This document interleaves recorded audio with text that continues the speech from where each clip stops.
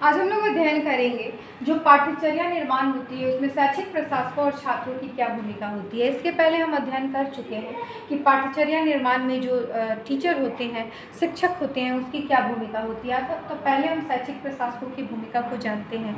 जैसे कि हम जानते हैं कि पाठ्यक्रम का जो भी निर्माण होता है, परिवर्तन होता है और सुधार होता है, उसमें शैक्षिक प्रशासकों की काफ़ी महत्वपूर्ण भूमिका होती है। इनकी भूमिका से हम इनकार नहीं कर सकते हैं। यहाँ एडमिनिस्ट्रेशन का मतलब हो गया कि सेंट्रल लेवल पर, स्टेट लेवल पर भी, तो स्टेट लेवल पर है, डिस्ट्रिक्ट लेवल पे है, हर लेवल पर पता चलता है कि कहाँ, जैसे कि डिस्ट्रिक्ट लेवल पर जो भी डीएम होते हैं या एजुकेशन से रिलेटेड अफसर होते हैं वो पता करते रहते हैं कि किस स्कूल में कितना करिकुलम पूरा हुआ, कितना नहीं हुआ है, तो कहीं ना कहीं वो पूरी तरह से इन्वॉल्व होते हैं, इनडायरेक्टली ही इन्वॉल्व होते हैं, लेकिन वो पता करते रहते हैं कि कहाँ कौन सा करिकुलम कितना कंप्लीट हुआ, कितना नहीं हुआ। आप देखते हैं कि गवर्नमेंट टीचर जो होते हैं वो एक क्राइटेरिया बनाते हैं और वो हमेशा जो डिस्ट्रिक्ट लेवल पर भेजते रहते हैं कि इस समय इतना बच्चों का कंप्लीट हो गया है सिलेबस और इस समय इतना कंप्लीट करा देना है। और जब कुछ शिकायतें होती हैं कि इस तरह से करिकुलम में जो चेंजिंग आई है उसमें प्रॉब्लम हो रहा है, तो इस तरह से वो हेल्प करते हैं। अगर उनको लगता है कि कोई ऐसा करिकुलम प्रोवाइड कर दिया गया है जो स्कूल्स के बच्चों के लिए ठीक नहीं है, तो वो उस समय भी भूमिका निभाते हैं उसको चेंज करने में। तो कहीं ना कहीं आप देखिएगा कि स्कूल्स के टीचर को अगर हम छोड़ दें, गवर्नमेंट स्कूल के टीचर हैं कि करिकुलम को कंप्लीट कराना है, तो वो अगर उन पर किसी तरह का बर्डन नहीं रहेगा, एडमिनिस्ट्रेशन का बर्डन नहीं रहेगा, तो वो क्या करेंगे, करिकुलम जो होता है अच्छे से संपादित नहीं हो पाएगी क्लास में।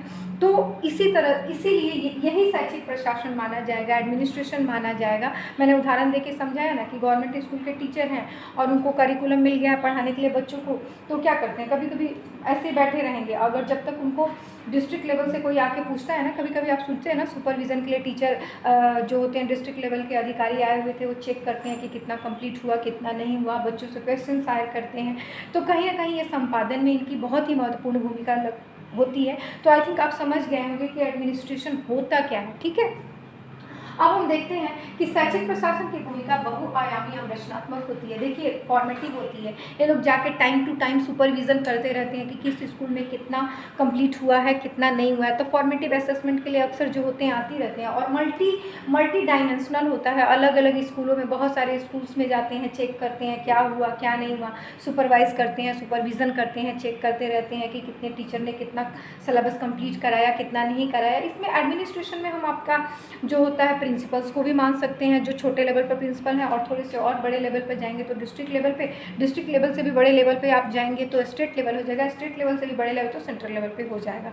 तो यही एडमिनिस्ट्रेशन हो गया। ठीक है, क्रियाशील भूमिका होती है, ये हमेशा चेक करते रहते हैं कितना कंप्लीट हुआ, कितना नहीं हुआ। इनके ऊपर भी एक बर्डन होता है कि आप पता कीजिए कि स्कूल्स में काम कैसे चल रहा है, कैसे नहीं चल रहा है, जो करिकुलम प्रोवाइड किया गया है वो कंप्लीट हो रहा है कि नहीं, बच्चे पढ़ रहे हैं कि नहीं। तो बहुत सारी बातें होती रहती हैं। जैसे कि इसको अगर दिमाग में रखना होगा तो एक रख लीजिएगा कि गवर्नमेंट स्कूल में जो सुपरवाइज करने आते रहते हैं हमेशा, वही आपका एडमिनिस्ट्रेशन से रिलेटेड हो जाएंगे। ठीक है, उसके बाद शैक्षणिक दायित्वों का निर्धारण, ये जो होते हैं टीचर्स, जैसे कि स्कूल में आपका प्रिंसिपल निर्धारित करेगा कि किस टीचर को कौन पढ़ाना है, कितने टाइम में आपको कंप्लीट कराना है। और उस प्रिंसिपल के ऊपर कौन होता है, जो डिस्ट्रिक्ट लेवल से चेक करने आते हैं कि आपने कितना किया है, आपके कौन सा टीचर अच्छा पढ़ा रहा है, कौन नहीं कर रहा है, किस किस क्लास में क्या कंडीशन है। तो ठीक है, वही हो गया कि शैक्षिक दायित्व तो हम अलग अलग दे देते हैं तो जल्दी से ये काम भी कंप्लीट हो जाता है। उसके बाद लक्ष्यों का निर्धारण करते हैं। स्टेट लेवल से आता है ना कि मिड डे मील प्रोवाइड करना है बच्चों का, साथ ही साथ उनका करिकुलम भी कंप्लीट कर देना है। तो ये लक्ष्य निर्धारित किया जाता है कि कितने टाइम में बच्चों का कितना करना है। तो एडमिनिस्ट्रेशन की काफ़ी महत्वपूर्ण भूमिका होती है। प्रभावी क्रियान्वयन, इम्प्लीमेंटेशन के लिए इनकी काफ़ी महत्वपूर्ण भूमिका होती है। ये चेक करते रहते हैं कि कितना कंप्लीट हुआ, कितना नहीं हुआ, कैसे होगा, कैसे करना है। आप देखते हैं गवर्नमेंट स्कूल के टीचर हमेशा एक फॉर्मेट बना के भेजते रहते हैं कि हमने समेटिव असेसमेंट किया, फॉर्मेटिव असेसमेंट किया, इतने बच्चों को प्रमोट किया, इतने बच्चों को ऐसे किया। तो इस तरह से ये इम्प्लीमेंटेशन में काफ़ी इनकी महत्वपूर्ण भूमिका होती है।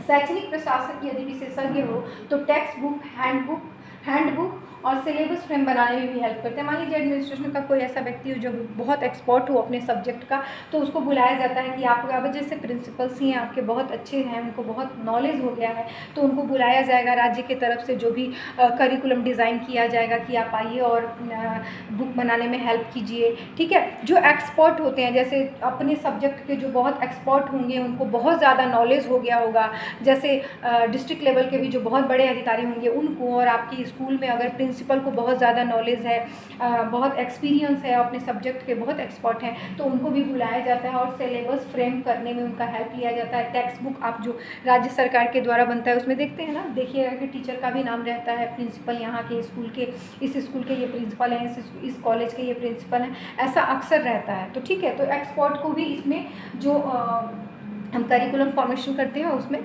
मदद करते हैं। और अब अगर हम चलते हैं, छात्र की भूमिका बहुत इंपॉर्टेंट होती है, क्योंकि किसके लिए बनाया जा रहा है, एक्चुअली बनाया किसके जा रहा है, स्टूडेंट्स के लिए। तो स्टूडेंट काफ़ी सक्रिय भूमिका होती है, तो छात्र की काफ़ी महत्वपूर्ण भूमिका होती है। जब भी हम करिकुलम फ्रेम करेंगे तो स्टूडेंट्स को तो सेंटर में रखना ही है, ठीक है। उसके बाद नवाचार का ध्यान, जो भी न्यू इन्वेंशन हो रहे हैं, ICT में नई नई चीज़ें, कंप्यूटर फ्रेम आ रही हैं, कंप्यूटर की नई नई बातें आ रही हैं, सबको हमको ध्यान में रखना है। छात्र गतिविधियाँ मुख्य होती हैं, जो भी छात्र की गतिविधियाँ होती हैं उसको सेंटर में रखा जाता है। टीचर सेंट्रिक नहीं, यहाँ चाइल्ड सेंट्रिक एजुकेशन लेके चलते हैं। रुचि और आवश्यकताओं का भी ध्यान रखता है, बच्चों की जो रुचि है, बच्चों का जो नीड है, सोसाइटी के अकॉर्डिंग, समाज के अकॉर्डिंग, फैमिली के अकॉर्डिंग, नेशन के अकॉर्डिंग, तो उस सबको भी ध्यान में रखा जाता है। तो छात्र को भी हम इनकार नहीं कर सकते हैं। इस तरह से हमने आज एडमिनिस्ट्रेशन और छात्र की भूमिका पढ़ी है। तो मैन पावर आपका कंप्लीट हो गया। आई थिंक आपको समझ में आ गया होगा, क्योंकि जब देखिए ये अगर एडमिनिस्ट्रेशन समझ में नहीं आएगा ना, तो बस मैंने बोला ना कि गवर्नमेंट स्कूल में सुपरवाइज करने जाते हैं, दिमाग में थोड़ा सा रख लीजिएगा। आपके टीचर्स जो होते हैं पढ़ा रहे होते हैं और प्रिंसिपल जाके चेक करते हैं, सुपरवाइज करते हैं, तो इसको थोड़ा सा दिमाग में रख लीजिएगा, कॉन्सेप्ट क्लियर हो जाएगा। तो आई थिंक आपको ये सब समझ में आ गया होगा। Thank you so much.